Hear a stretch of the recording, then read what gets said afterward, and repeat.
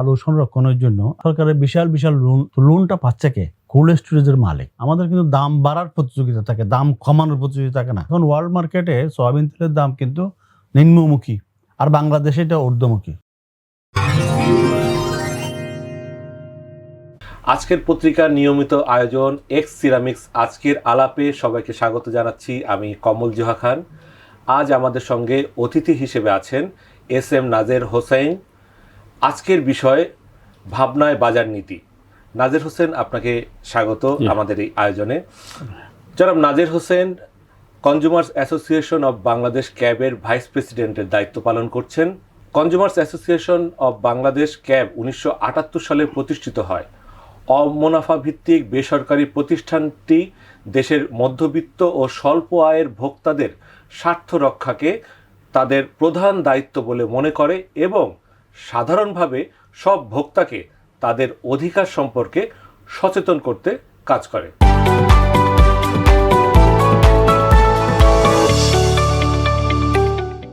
জনাব Nazer Hossain, consumers association of Bangladesh CAB নিত্য প্রয়োজনীয় পণ্য সামগ্রীর বাজার দর নিয়মিত তদারক করে থাকে, ভোক্তাকে বাজারের প্রকৃত অবস্থা অবহিত করে। কিন্তু বাস্তব প্রতিফলন কতটুকু হচ্ছে বা হয়েছে আপনি কি মনে করেন?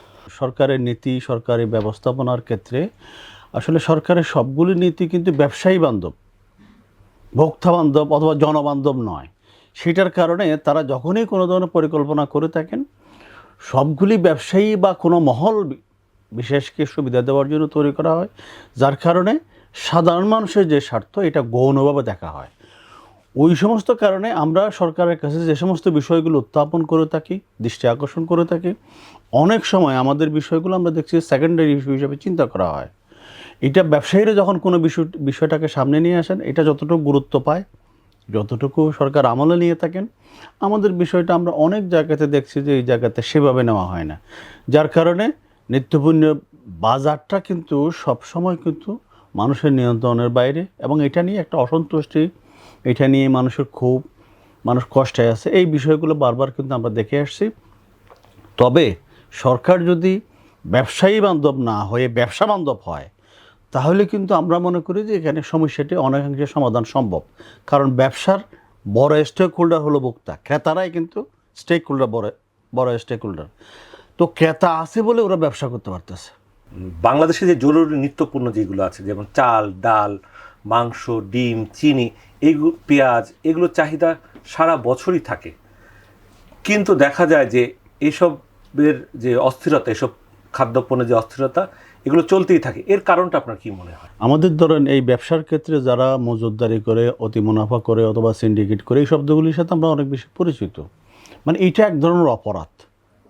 এই অপরাধের কিন্তু কোনো সময় পানিশমেন্ট হয় না। পানিশমেন্ট না হওয়ার কারণে যারা এই ধরনের মজুতদারি করে, সিন্ডিকেট করে অথবা এই ধরনের সংকট তৈরি করে যারা মুনাফা করতেছে, হরদম তারা যখন বুক দাপড়িয়ে বেড়ায়, তখন কিন্তু অন্য যারা আছে তারাও কিন্তু এই ধরনের অপরাধগুলির ক্ষেত্রে আকৃষ্ট হয়, তারা এগুলো করতে চায়। তা আমরা সরকারের কাছে যেটা আশা করছিলাম বা আমরা রিকোয়েস্ট করছিলাম, সেটা হলো যদি কেউ অপরাধ করে তাহলে তাকে পানিশমেন্ট দিতে হবে, তিরস্কার করতে হবে। কিছুদিন আগে আমরা এপ্রিল মাসের মাঝামাঝি দেখলাম যে পেঁয়াজের দাম হঠাৎ করে কেজিতে 40 টাকা থেকে পেঁয়াজের দাম হয়ে গেল 60 থেকে 65 টাকা। অথচ তখন কিন্তু বাজারে পরিপক্ক পেঁয়াজ উঠতে শুরু করেছিল। এই দামটা বাড়ানোর পিছনে কি আসলে সিন্ডিকেট কাজ করে, নাকি সরকারের সংশ্লিষ্টদের নজরদারির অভাবটা থাকে? আপনার কি মনে হয়? আমরা যেটা পেঁয়াজের বাজার বা সবজি বাজার নিয়ে যেটা দেখছি, সেটা হচ্ছে এখানে কমিশন এজেন্ট, আড়তদার, এরকম একটা গ্রুপ মধ্যস্বত্বভোগী দাঁড়িয়ে গেছে। তো ওরা করে কি, ধরেন এগুলা কৃষকদেরকে অগ্রিম দাদন দিয়ে তাদের পণ্যগুলি কিনে নিচ্ছেন, এবং আপনি যদি বাজারে বিক্রি করতে চান তাদের মাধ্যম ছাড়া আপনি বিক্রি করতে পারবেন না। এটার কারণে কৃষকের হাত থেকে যখনই এই পেঁয়াজগুলি ওই মধ্যস্বত্বভোগীদের কাছে, আড়তদার, কমিশন এজেন্টদের কাছে চলে যায়, তখন কিন্তু সঙ্গে সঙ্গে দাম বেড়ে গেছে। কৃষক যখন পেঁয়াজের সংরক্ষণের ইয়েটা হারিয়ে ফেলছে, তখন তারা এক্সাইটিভাবে দামটা বাড়িয়ে দিল। তো এখানে আমরা যেটা বলছিলাম যে আসলে কৃষি সম্প্রসারণ অধিদপ্তর এই পেঁয়াজ উৎপাদনের সাথে জড়িত থাকে, আমরা বলছিলাম তাদের একটু আসলে মনিটরিং থাকা উচিত, নজরদারি থাকা উচিত। এগুলো কেন মধ্যস্বত্বভোগীদের কাছে চলে যাচ্ছে, অথবা এই কৃষক কেন আগে দাদন দিয়ে বিক্রি করে ফেলতেছে, এই জায়গাতে সরকারের কোনো ইন্টারভেনশন করতে পারে কিনা। এগুলো করতে পারলে এই পেঁয়াজের বাজার হঠাৎ করে চলে যাওয়া এই উদ্যোগটা কিন্তু হতো না। এখন দেখা যাচ্ছে যে বাজারে আলু বিক্রি হচ্ছে 7 কেজি আপনার 100 খুচরাভাবেই 100 টাকায় পাওয়া যাচ্ছে। এই আলুর দাম দেখা যাবে 3-4 মাস পরে কোনো না কোনোভাবে আলুর দামটা বাড়ানো হবে বা বাড়তে থাকে, তখন আলুর 50-60, গত বছর আমরা দেখি যে 60 টাকা 70 টাকা কেজি দরে আমাদের আলু কিনতে হয়েছে। তো এইটা কি কৃষক দামটা পায় না কেন? এখানেও কিন্তু একই অবস্থা, মানে ওই মধ্যস্বত্বভোগী ছাড়া আলু কিন্তু কোল্ড স্টোরেজে রাখাও যাচ্ছে না, এবং এখানে 2-3টা টায়ার হয়ে গেছে। তো 2-3টা টায়ার হয়ে যাওয়ার কারণে আলু কিন্তু তখন কৃষকের হাত থেকে পুরোপুরি ইয়েতে চলে গেছে।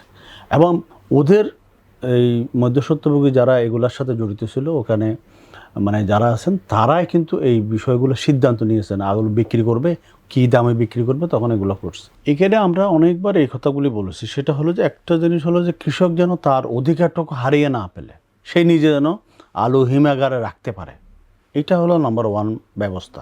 তার অধিকার কিন্তু থাকতে হবে, সে যেন বিক্রি করতে পারে, সে যদি বিক্রি করতে চায় বিক্রি করতে পারবে, সংরক্ষণ করতে চাইলে সংরক্ষণ করতে পারবে। আরেকটা জিনিস হলো যে আগাম সে বিক্রি করে ফেলে দাদন নিয়ে, সেই জায়গায় তাকে প্রয়োজনীয় লোন সাপোর্ট যেটা দেওয়া, এটা এনজিওর মাধ্যমে হতে পারে, গভর্নমেন্ট ব্যাংকের মাধ্যমে হতে পারে, ডিপার্টমেন্টগুলো সহযোগিতা করতে পারে। ক্যাবের কি কোনো চিন্তা ভাবনা আছে যে কৃষক যেন এইসব পণ্য যেগুলো তারা সংরক্ষণ করতে পারে, সেই সংরক্ষণের উপায় বা পদ্ধতি সম্পর্কে কৃষককে সচেতন করার কি কোনো উদ্যোগ ক্যাবের আছে?